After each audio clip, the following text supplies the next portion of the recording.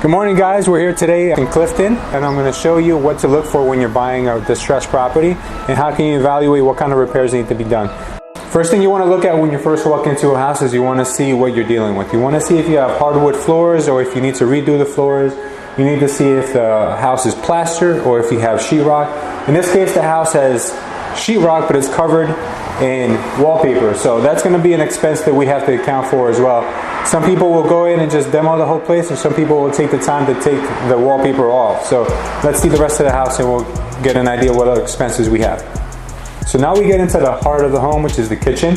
You want to see what the layout looks like, and you want to see if there's anything at all that can be salvaged, if anything. In this house, there is nothing we're going to save here, but we do like the fact that it's open and it's a nice layout. So we're just going to probably use the same layout that it has now. We're going to eliminate this hole that's here and make it an open concept into the family room. We're going to do the same thing with the other wall, so it's going to be a really great open space. Good thing about this house is that the owners, I guess, at one time put in an addition. So now this is going to be another really great focal point of the home. Come, I'll show you around. So this is a great space, but it's completely outdated. So what we want to do here is we want to use the space in the best way possible. So since it is open and it's has high ceilings, we want to open this room up by painting everything white or getting rid of all the paneling and putting all new sheetrock. And the stone fireplace is really great. The only thing is that it's a really dark color that no one really is going to be crazy about. So what we'll either do is we'll paint the stone, or we're going to go and wire mesh over the stone and put in some new designer tile. So this is going to be a really great room. It's going to have a lot of great light. So this is definitely going to sell the home. Now we have the basement. Basements can be great additions to the home. This particular basement was finished at one time, and it does have great amenities. It has a wet bar. It also has a fireplace that's fully functional, but it's really, really outdated. So what we want to do down here is we want to bring everything up to speed. We want to get really modern with the finishes. The bar may stay or it may go depending on how we feel if everything is going to be laid out. So this is a really great space, and most homes that are ranches like this one do have high basements.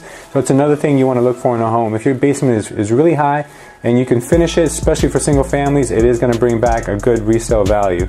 So this particular property does have one, so we're going to do what we can with this space. Also, if your basement is finished, don't forget you should put in a bathroom, at least a half a bathroom.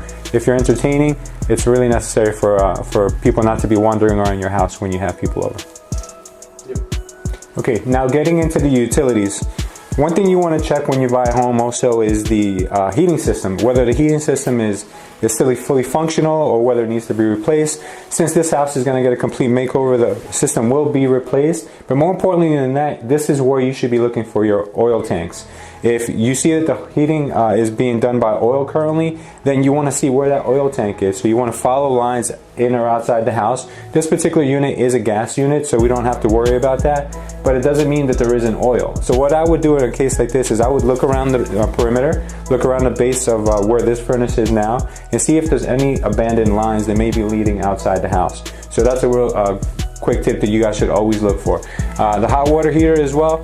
If the hot water heater is antiquated, you will want to replace this. Most houses now, especially the homes on the higher end, are using instant hot water heaters, which could be tucked away and are a really great selling feature. This particular home will need to have the utilities replaced, but those are some things you should look at.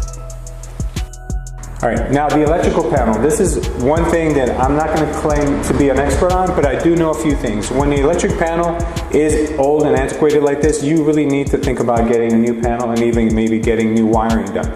This particular house has 100 amps, as you can see here on this main breaker, and it doesn't have that much space for any additional breakers if you do want to make additions to the home. So most likely our electrician will be updating this panel and running some new wiring. Now, another place you should be spending most of your money is the bathrooms. Bathrooms are definitely going to be important when you go looking for a higher resale. This particular bathroom was the really nicest bathroom you could find at the time, but now it's super old and you don't want to use anything that's in here. So we would gut this bathroom completely down to the studs and we'll make it more fully functional.